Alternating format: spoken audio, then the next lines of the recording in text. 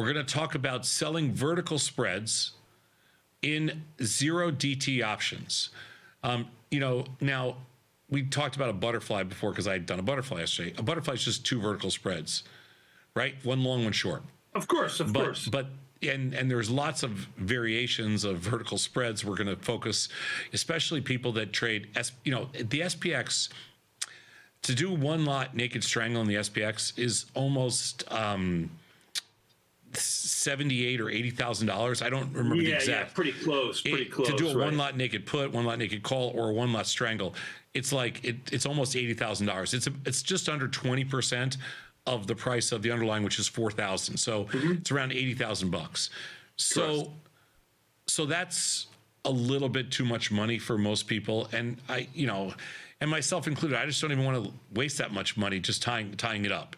Sure. So you can improve the capital requirements dramatically by normalizing kind of the strategies, and by using vertical spreads regardless of the width, you can reduce the amount of capital down to a few $100 to $1,000, whatever it is. And so selling vertical spreads, buying vertical spreads, whatever, like yesterday we bought a butterfly, I spent $1,000 on it. And I know it's a different topic, but I do a lot of these on my podcast when I'm doing like a broken wing butterfly in SPX. I use $5,000, which is closer to the buying power of SPY to get it into a larger product like SPX. Yeah, because SPY is 1/10 the size of SPX. Yep. So like most people, use spreads, and spreads trade, 5 or 10 cents off mid price for the most part, which is, if you were doing SPY, it's the same thing as a half a penny or 1 penny off mid price. So it's very fair. Let's go to the first slide. So selling vertical spreads is a way for traders to bet on a directional move in the market while also winning if the stock stays the same by expiration. Generally, we sell vertical spreads to collect approximately 1/3 the width of the strikes. We're just giving, we had to ballpark this somewhere.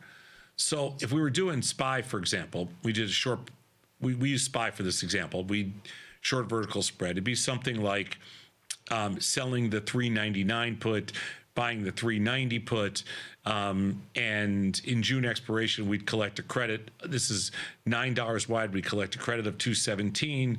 Your max loss is the inverse between 9 and you subtract 217 from 900, and your max loss is 683, and your probability of profit, which is purely theoretical here, is 62%. Right? That all makes sense. That's old school.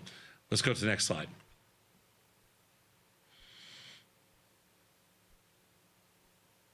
So in the 0 DTE, the spreads that get you to 1/3 the width of the strikes are usually $1 wide, and the short strike is usually $1 out of the money in the SPY.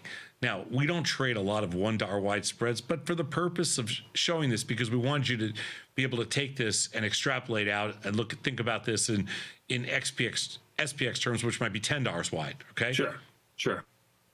So if you did if you sold the 404 puts and bought the 403 puts in the 0 DTs, you'd receive a net credit of $27. If you were doing this in the SPX, it would be $270. All right. So in the $1 wide spread, you're risking $73. In the SPX, it would be the equivalent of $730. And your probability of profit is exactly going to be the inverse, or about 66%. Okay, let's go to the next slide. So what happens to the value of these spreads in the 0 DTEs if the stock moves in your favor, if it moves against you, or if it doesn't move at all? That's the $1 million question that everybody wants to know. Right? Of course. Yes. Okay. Let's go to the next slide. That's why we do the research. So we did a study. We sold put vertical spreads with the 35 delta short leg and the 25 delta long leg. Okay, we did them about $10 wide because that gets you to about 1/3 of the width of strikes. We sold in the 0 DTE, and we also did it in the 45-day DTE, so you could see the difference. Okay. We recorded the P&L of the spread as a percentage of the net credit in the first half of the day if the SPY moves by $2, $1 unchanged, down $1, or down $2. Now, the reason we did this is because in most days, that's kind of like, a reasonable range right now, given where implied volatility is.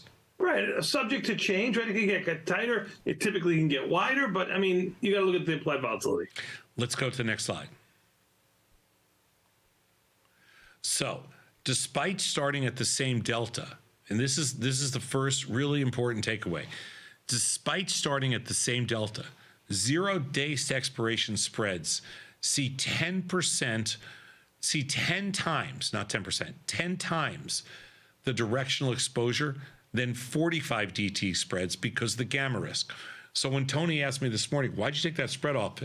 It's because I wasn't confident they were going to turn around today, and I didn't want to take 10 times the directional exposure that I would on a normal 45-day option. I mean, the reason we trade 99% of our trades in 45-day spreads is because we don't want 10 times the risk. We already have enough risk. Right. But just understanding that you have 10x the risk when you do 0 DTs versus 45 days DTE. Now, the theta decay plays out the same in the zeros, and there is basically no theta decay for the first few days in the 45 DT options. So the argument here, again, we're just showing you the difference in risk. So when we do something, and this is the P&L of a short put spread, okay, $10 wide in the SPY, and we're comparing the 0 DTE to the 45-day DT, right? 0 DT up, the stock's up $2, 70% versus 7%, up $1.40 versus 3, unchanged 25 versus 1, down 15% versus 3%, and down $2 is down 111% versus 7%. Again, we're just averaging this to being about 10x difference. So now you know what the risk is when somebody says, hey, what's my risk in the 0 DTs if I'm short the spread? Well, your risk is, obviously your risk is defined. So your risk is whatever the difference is between the credit you receive and the width of strikes. But your risk is going to move at 10 times the speed that it would move in a 45-day option. Okay, now, but hold on 1 second here. So let's look at the 0 DT and 45-day, just the column of the percentages on the right-hand side there. Now, you're looking at a percentage of being unchanged in 0-day options is 25%. Now, look at the disparity. It's a multiple of each other on $1 lower or $2 lower versus up $1, $2. Do you see any edge value bad in those numbers?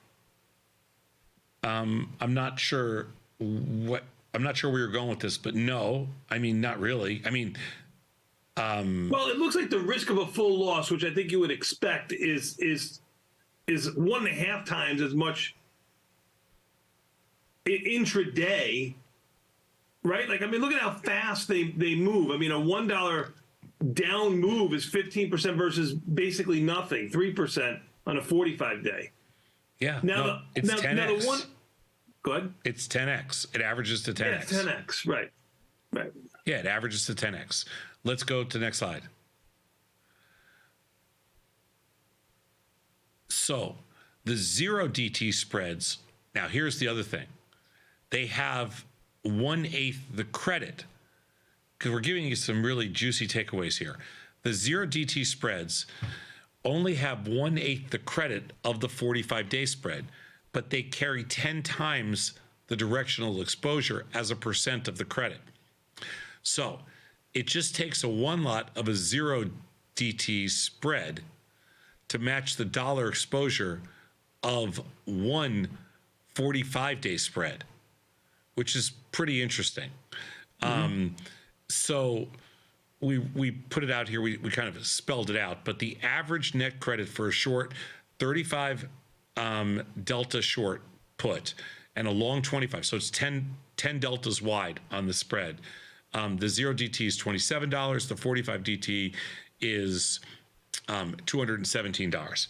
So basically you collect 1/8 the credit. If you just wanted to know what how the numbers play out, you collect 1/8 the credit, but you take 10 times the gamma risk.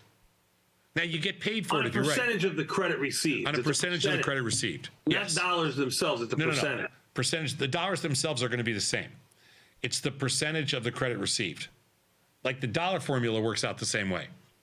Got it. But as a percentage of the as a percentage of the credit received, you take 10x the risk, you receive 1/8 the credit, but you get paid in a day. Sure. You know, so that's the risk reward and feast and famine that we the challenge is you can't afford to be wrong. Oh, is that it? Yeah. So for all the directional geniuses, this is amazing. Yes. If you're a directional genius, this is amazing. It's amazing. You've been waiting for this your whole life. I mean, it gives you, clearly gives you more optionality. But if you wanted to be able to, put some context around the risk, that's what it is. 10x the direction, 10. So let me go one step further with you. Let's say I'm a one lot, $10 wide SPY trader. That's my wheelhouse, fits my account size, and everything else like that. These 0-day options, should I be doing a $10 wide 0-day option, one contract, or since the product itself adds almost 10 times as much risk, should I be doing like a $5 wide one contract spread in 0-day? Or some multiple of that? That's what I'm trying to ask. The problem with 0 days is that I don't think you can get that tight. I think you have to be wider. Otherwise, I don't think you give yourself enough room. Like if you did a $10 wide today, I mean, unless you were obviously right, we're up 40. We're 4x that move. Yeah, no, I get that. Well, if I'm looking at a 0-day, you're right. $5, $10 is going to be the same crap. They're all, $3 away. They're basically worthless options. Yeah. Okay. Crazy. Let's go to the last slide. I love this takeaways. 1/8 the credit, 10 times the speed of the risk. Let's go to the next slide. I just like the context. It just helps me explain things. So credit spreads in 0-day options are roughly 8 times cheaper than the same spread in the long-dated cycle. However, because the same spread carries 10 times the directional exposure, you only need one 0-day spread to match the risk of one 45-day spread on a day-to-day basis. No, I think he's kind of answering my question for me right there. There you go. It's one Beautiful. to it's basically 1-to-1. It's a good study. I'm gonna have to absorb it. You're gonna have to do a lot of 1-day spreads. That's the bottom line. Let's take a quick 90-second break and come back. We got more Tasty Live coming up next with, oh joy, your friend and mine, Mr. Scott Sheridan, Tasty Trade World Headquarters.